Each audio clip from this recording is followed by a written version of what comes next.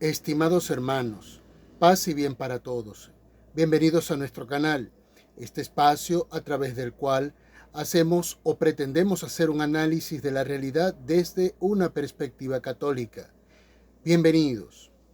Bien, termina la primera semana de enero, la primera semana del año 2024, una semana que este canal ha dedicado casi exclusivamente al tema de Nicaragua.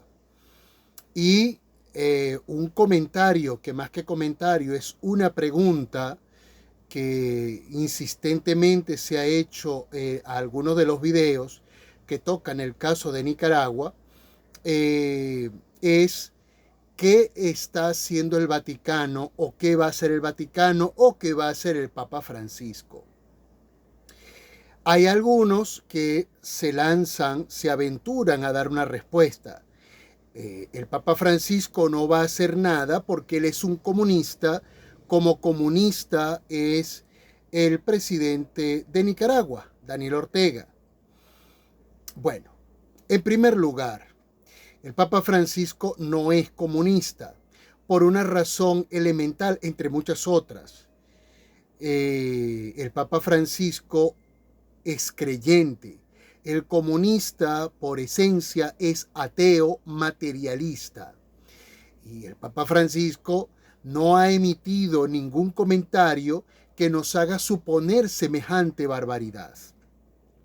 El problema está en que muchos que no comprenden a cabalidad lo que indica la doctrina social de la Iglesia, lo hacen suponer cuando él habla, por ejemplo, del interés común, pues la gente suele suponer que eso es comunismo.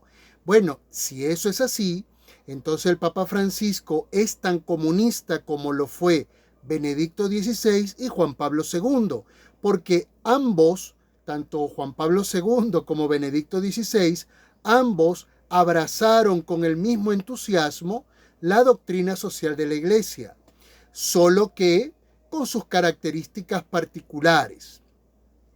Ahora bien, pero supongamos que el Papa Francisco es comunista. Vamos a suponerlo. Juguemos con esa afirmación. La posición política del Papa Francisco no tiene nada que ver con el hecho de que Daniel Ortega haya llegado al poder. La posición del Papa Francisco, su posición política, no tiene relación con la razón por la cual Nicolás Maduro llegó al poder.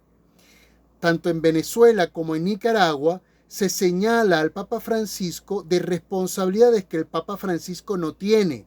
El Papa Francisco no encabezó a los entusiastas votantes de Nicolás Maduro ni de Daniel Ortega. El Papa Francisco no mandó a votar ni por Daniel Ortega ni por Nicolás Maduro. El Papa Francisco no fue hasta Nicaragua ni vino a Venezuela a votar por Daniel Ortega o por Nicolás Maduro respectivamente. Lo primero que tenemos que hacer como pueblo es asumir nuestras responsabilidades históricas. Un drama que viven los pueblos latinoamericanos es responsabilizar a otro de lo que es responsabilidad nuestra. Ahora bien, vamos al punto. ¿Qué ha hecho el Papa Francisco? ¿Qué ha hecho el Vaticano por la situación de Nicaragua? A ver, cuando Juan Pablo II llegó a la cátedra de San Pedro, Polonia estaba regida por una dictadura comunista. Y Juan Pablo II hizo hasta donde el cargo le permite para que Polonia volviera a la libertad. Pero esto le costó muchos años. Esto no fue soplar y hacer botella. Y siendo Papa Juan Pablo II, hubo sacerdotes asesinados en Polonia. O sea que no es tan sencillo. Y no es porque el Papa Juan Pablo II haya sido de derecha o porque haya sido de izquierda, porque siendo Juan Pablo II Papa de la Iglesia, en Polonia la izquierda asesinó a Jerzy Popieluszko y en El Salvador la derecha asesinó a Monseñor Oscar Romero. O sea que las posiciones políticas de los papas, las posiciones ideológicas de tenerlas, no tienen incidencia en lo que pueda ocurrir en un país. Pero vamos al caso en particular. El Vaticano ha hecho hasta donde ha podido. Ha negociado pública y privadamente. El Papa Francisco ha manifestado en muchas oportunidades su preocupación por Nicaragua, incluso refiriéndose a Daniel Ortega como loco y como dictadura grosera, que esto es bastante fuerte dentro de la dinámica internacional. De tal manera que claro que ha hecho. Ahora, que el Vaticano haga algo no necesariamente va a tener como consecuencia una respuesta favorable, porque los gobiernos como los de Daniel Ortega se cansan de burlarse de las buenas intenciones que puedan tener la Iglesia y cualquier otra institución internacional, bien sea pública o privada. De tal manera que el Vaticano ha hecho hasta donde ha podido. Pero hay mucha gente que se le olvida que el Vaticano es un Estado que también tiene que sublevarse a las condiciones de la política internacional mundial. El Vaticano no está por encima, a pesar de ser lo que es para los católicos y para el cristianismo y para el mundo espiritual. El Vaticano es un Estado que está sometido a las reglas internacionales. Tiene sus limitaciones. No puede interferir en políticas de otros estados porque hay unas limitaciones diplomáticas que lo impiden. O sea que no es soplar y hacer botella. Por otro lado, el Vaticano logró incluso una de las 3 intentos de liberación de Monseñor Rolando Álvarez.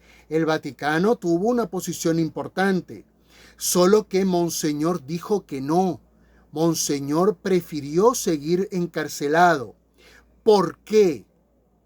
Monseñor ha tenido, que se sepa, hasta 3 oportunidades para salir libre, Monseñor Rolando Álvarez. ¿Pero por qué continúa preso? Porque Monseñor sabe que es inocente. La dictadura de Daniel Ortega sabe que Monseñor Rolando Álvarez es inocente.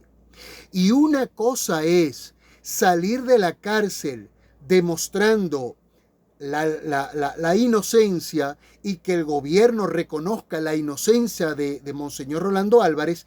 Y otra cosa muy distinta es que Monseñor Rolando Álvarez salga bajo la figura de un perdón que emite el gobierno, pero el delito en teoría continúa. No estaría saliendo Monseñor Rolando Álvarez por ser un hombre inocente, estaría saliendo por un favor que el gobierno le hace.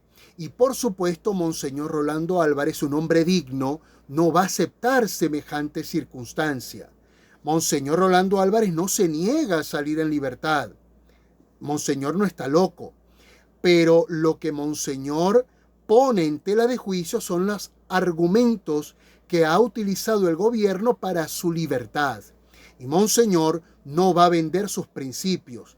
Monseñor sabe que es un hombre inocente y hasta que el gobierno no reconozca tal situación, Monseñor continuará detenido.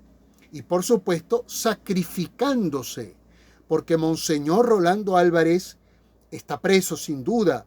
Otros dirán que está secuestrado, pero es que Monseñor Rolando Álvarez también se está sacrificando por amor por el pueblo nicaragüense, incluso por aquellos que lo señalan, porque no hay un amor más grande que aquel que da la vida por los amigos. Así que, claro que el Vaticano está haciendo. El Vaticano no se detiene, pero el Vaticano tiene limitaciones y el Vaticano es respetuoso de que la dictadura de Nicaragua y otros gobiernos latinoamericanos no sean respetuosos de los acuerdos internacionales, no significa que el Vaticano también lo vaya a hacer.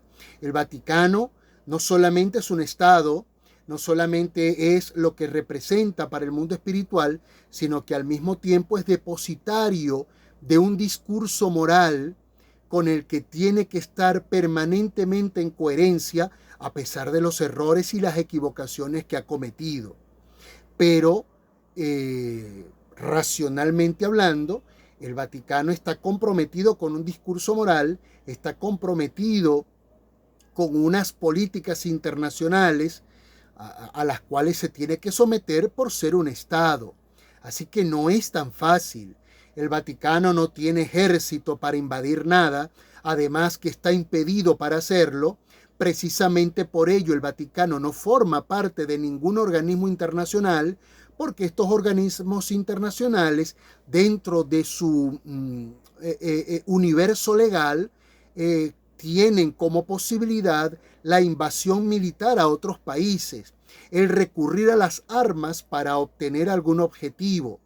El Vaticano no está de acuerdo con ello y por esta razón y otras más, el Vaticano no forma parte de ningún organismo internacional, entiéndase ONU, por ejemplo. De tal manera que no es tan sencillo, que es a lo que llama al Vaticano constantemente al diálogo.